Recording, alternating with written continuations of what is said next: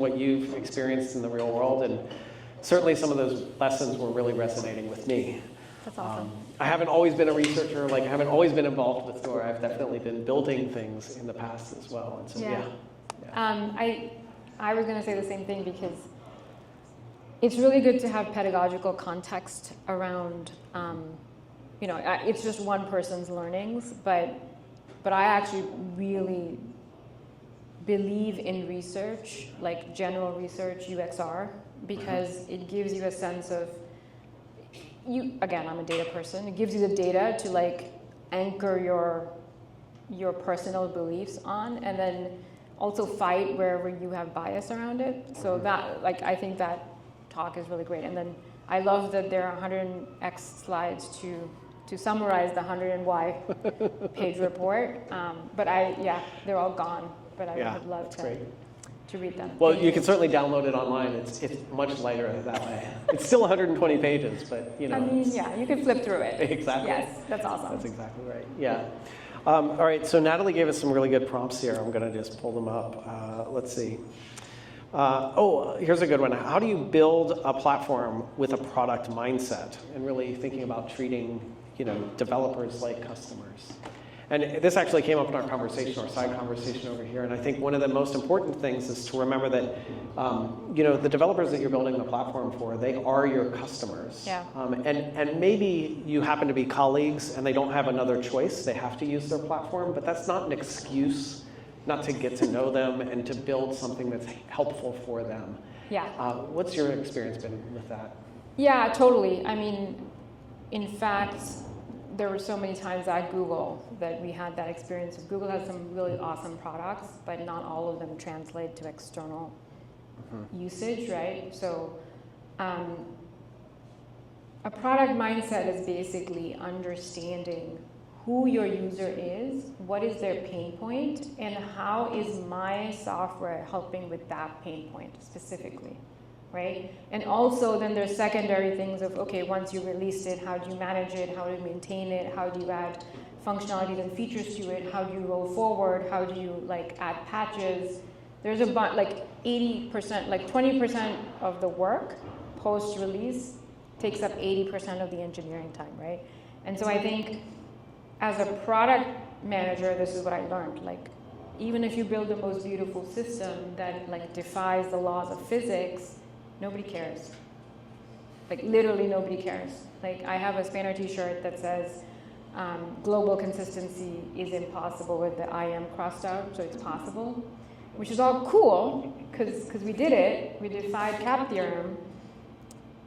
But again, when I was trying to talk to the CTOs of the banks or the Fortune 500s or CRM platforms, things like that, they were all like, I don't care. How is it improving my developer's life, number one? And number two, how is it making me not lose money because my database can't scale? By the way, no databases can scale properly.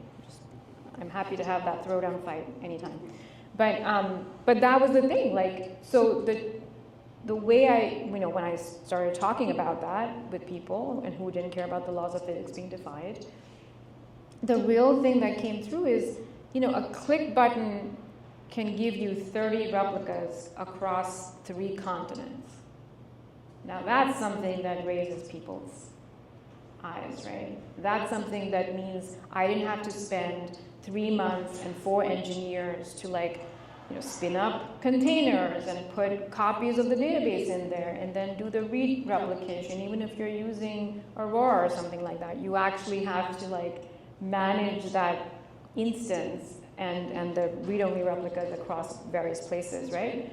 And you have to quiesce the database when you upgrade, etc. Those are all real engineering challenges that slow down not just productivity, but serving your end users. There's dollars lost when you're doing this, right?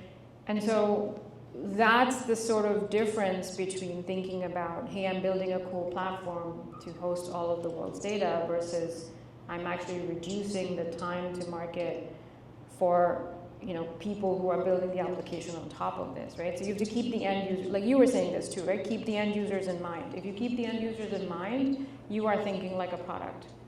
person when building a platform. Even if they're developers, they're also people. I used to say this, and I'll stop talking, but I used to say this to my teams, even at Observable a lot. I was like, think about that person who's using your platform and your APIs. They're going to go home and want to watch Netflix. They really are not interested in how can I use this thing and if they have to spend their personal time trying to understand how to use your very powerful, very, very awesome system, we've lost. Right? You have to keep the thing in mind that somebody wants to go home after their work is done and do other things. It's not, maybe there's some percentage where they think it's fun to play with your system, but that is a small percentage, right? That's really important. Yeah, absolutely. And I think that another thing that you can do as a builder is use the thing that you're building. Yeah, all too often builders get so tied up in I'm building this thing, I'm building this thing, I'm building this thing, and they never stop and sort of lift up their head and go back and what is the initial user journey to get onboarded to this product? What is this challenge that someone's trying to solve? How would I solve this challenge? And just going through that process can really be eye-opening in both exciting and sometimes really scary ways to see just maybe how bad your product is. I also love just going and sitting with users and watching. I've seen this happen in so many instances where you go and you sit with a user and you understand how they're using your application that you've built. Oftentimes you get angry because they're using it in a way that it wasn't designed, but it's helping them get their job done. And so they're not wrong. Your imagination of how they might use it is the thing that's off, not their usage of it. I love that you brought that up. I don't know if I removed it from this deck, but basically there's it's the user's fault is so often something that I have heard, right? If only they knew they have to click the second thing and then the fourth thing and then this menu will open up and then voodoo dance will happen and then that's how you get performance. Obviously. They're so exactly, they're so stupid. And I was anytime you have to say the user is stupid, maybe they're uninformed, but that's our problem, right? And I think thinking about it is so important that it's my fault, not the others. Totally. But I love that you brought up watching users. I think the best thing all of us can do is just, even if you're not part of research, actually sit and watch somebody use your product. It is a humbling experience. Yeah, absolutely. Yeah, thanks. I was wondering actually if you can speak to how you guys conduct this research. Oh, yeah, sure. So the way that Dora research works, there's sort of historical ways, and we've been changing it. Just like everything else, Dora is always evolving. But historically, what we do is we run a big annual survey. So we go out and we basically invite the world to participate in the survey. We gather as much data as we can, and then we go off and we analyze that data. And there's a ton of analysis that goes into it. There's a whole methodology chapter in that book. Nice. In that report that you can read. So that's primarily how we capture our data. But in the last year or so, we've been augmenting that with, we have a qualitative researcher on the team who's really an anthropologist, and he sits down and does hour-long interviews with people. What this really does is it helps us build a little bit more context and color around some of those survey responses. Now, as a research team, we spend a lot of time crafting really good survey questions, which is very difficult to do. And we test those questions. And then the other thing that I think is really important is we publish those questions at the end.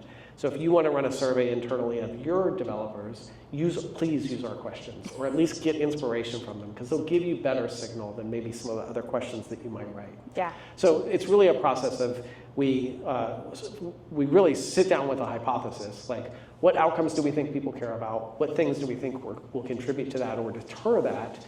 Now let's figure out how do we get all of those things together into a survey. Yeah. The reason I asked this, thank you for sharing, is there's two things you said that I think all of us can take back to our teams, the qual plus the quant, right? Yep. I have run this with even a 10-person team, right, with one UXR and me, where the thing you said, right, first you can gather data, but then also layer it with user research, actual talking to people research. I know it's hard, but there are people who like doing it, so maybe you can work with them. But that really gives you extra context, right? Because there are things that you will bang your head against that you were like, why are they doing this? Why are they doing this? And then turns out it's faster for them to do that because they have muscle memory of Yep. Something silly, like muscle memory of hitting certain keys in a certain way. So therefore, they're going to use the product in a way that you never imagined it to be used. So I think it's really exciting. Yeah, absolutely. And it actually kind of gets to one of the things, sort of the cautionary tales that I can bring you with teams that are using Dora. They see those 4 metrics, and they're like, yes, those metrics, they will give us good signal. I must put them on a dashboard. But my systems aren't integrated, so I got to go and integrate all my systems and my data and bring it all together before I can build the dashboard. So as soon as I have the dashboard, then we will start improving. And I say, well, tell me about how frequently are you deploying to production for this application? It's about 4 times a year. I'm like, okay, you do not need a dashboard to count to the number 4. Right? And you know what?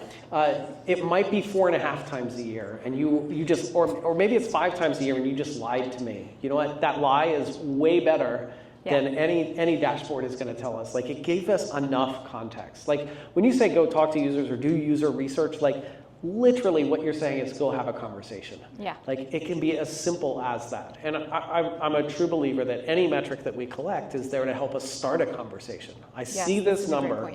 What am I going to do about it? I don't really care that the number is moved. I care why is it moved, and what are the implications of that number changing over time. And the only way we can improve things is by taking action of some sort, not just by staring at the dashboard. Yeah, that's such a good point. I mean, I think bigger companies suffer from the staring of dashboard more than smaller companies, but we all fall into the data is soothing trap. So yeah, and we're engineers. We want precision. Yeah. We want precision in that data. That 4 or 4.5 matters. It doesn't. Yeah, it really, I think that's a great point. I want to ask you this one great question that Natalie talked about, which is, are good platform design principles universal, or should they be hyper customized to your dev team? I think that there are. I think the answer is yes. Okay. They're both. There are like foundational principles. That's why they're principles, and then there are sort of context-specific applications that you have to have. I think those foundational principles, and we've said this enough times tonight, like really treating your platform as a product, and that means having a product management mindset, being connected to your users, really understanding their pain and solving real problems for them. So that's a universal thing that all platforms should do. But the thing that's not universal is, what are the problems of your users? And that is where I encourage teams, really, especially if you're starting your platform journey, don't build the platform for everyone. Find the team that you're building the platform for and build it for them. Solve their problems.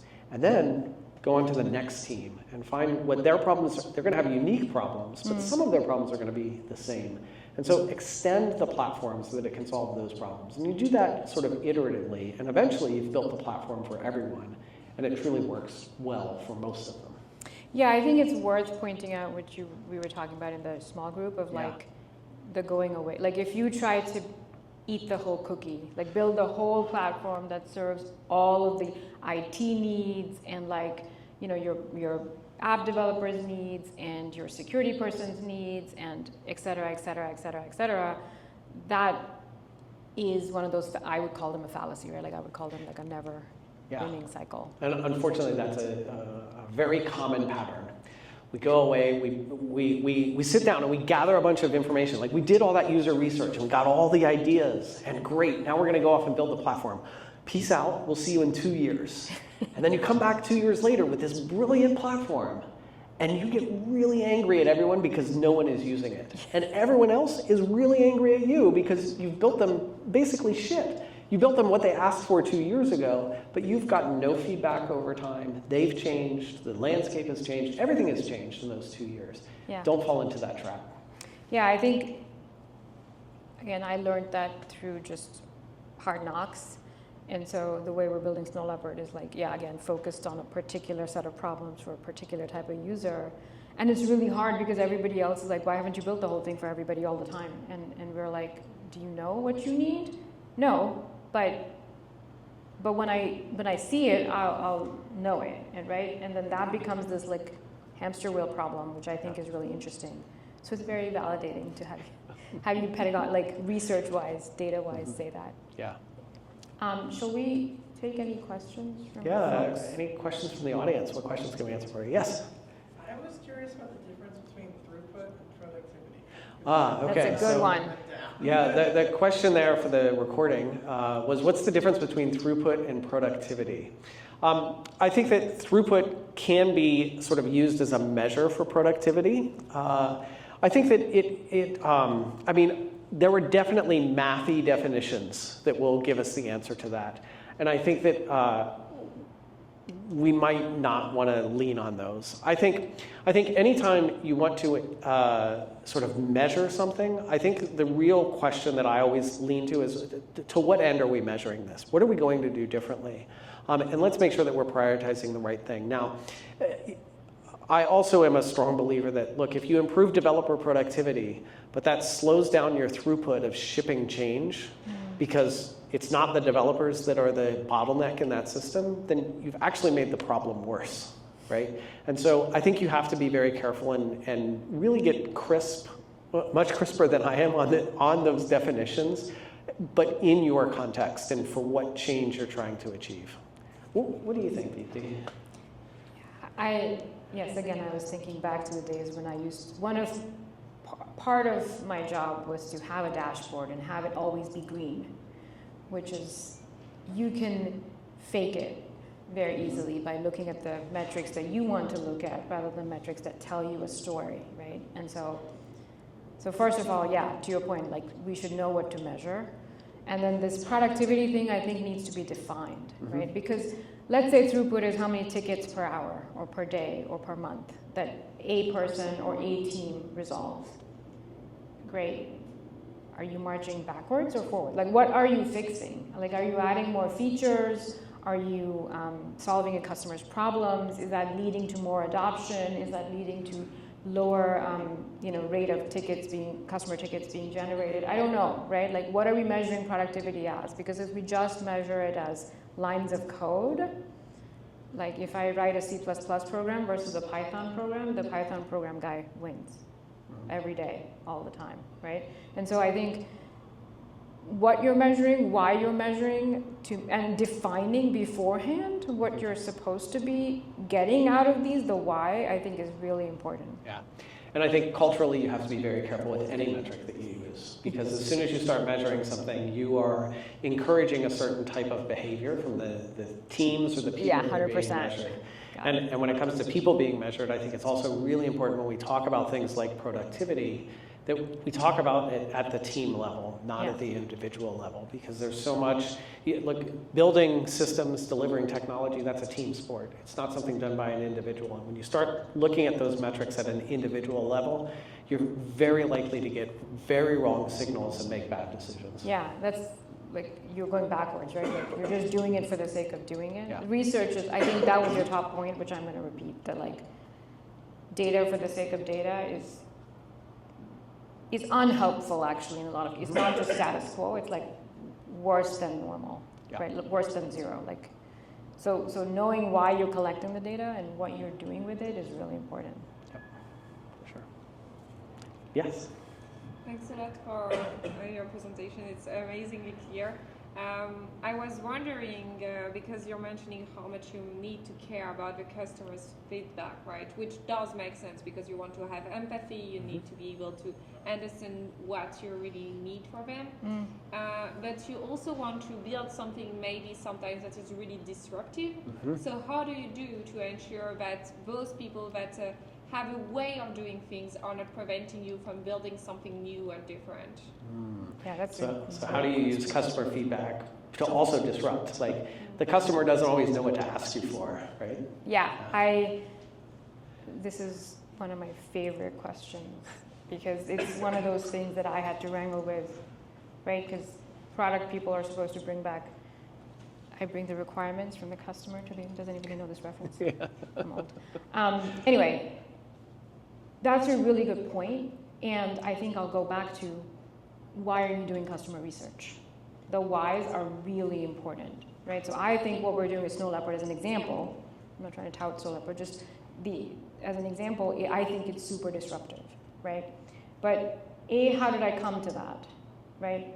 By first understanding what are the pain points, right? What are people struggling with when they're using AI today for their business data or business application building or platform building, whatever it is, right?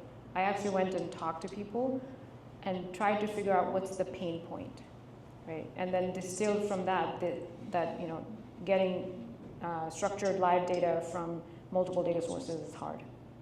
And it's stopping people from realizing the value of LLMs and generative AI, right? Those AI agents that we talked about, or the assistants that we talk about, they can't actually do autonomous work without having the right data. Humans can't either, by the way, right? If I know yesterday's information, like if I thought that this event was yesterday and I came here yesterday, I've made the erroneous decision, right? So understanding that was really important, but it goes back to what Nathan was saying about what question to ask, right? If you're just trying to validate your preconceived notion, you're going to ask the question that way, right? You're going to say, hey, don't you need, like, aren't you thirsty?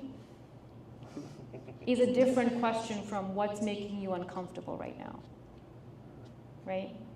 Maybe it's because it's too cold in here, maybe because it's too hot in here, maybe because you haven't had water, whatever it is, right? But asking the right question gets you to, I think, a different set of information than asking leading questions. This is literally why user research spends so much time crafting questions, number one. Number two, I believe disruptive technology to be technology that helps solve a problem that was previously either not even addressed or not solved the right way, right? So disruption for the sake of disruption is not, I'm not that person, right? That just wants to break things for no reason and see what happens, right? But if you really want to break out of molds that have been set up, right, then you have to think about what problem are you trying to solve that exists today that didn't exist yesterday, right? And that leads to understanding disruptive problems that leads to disruptive technology. Like very quickly, this is one of my favorite examples actually, like smartphones existed before the iPhone, right? But they used a stylus or they used like keyboards.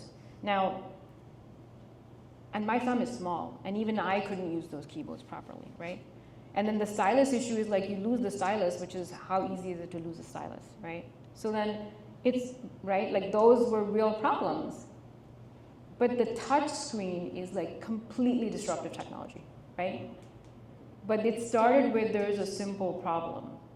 I can't get an email out on my, I won't name them, like BlackBerry, because like people have like big thumbs. It's just, right?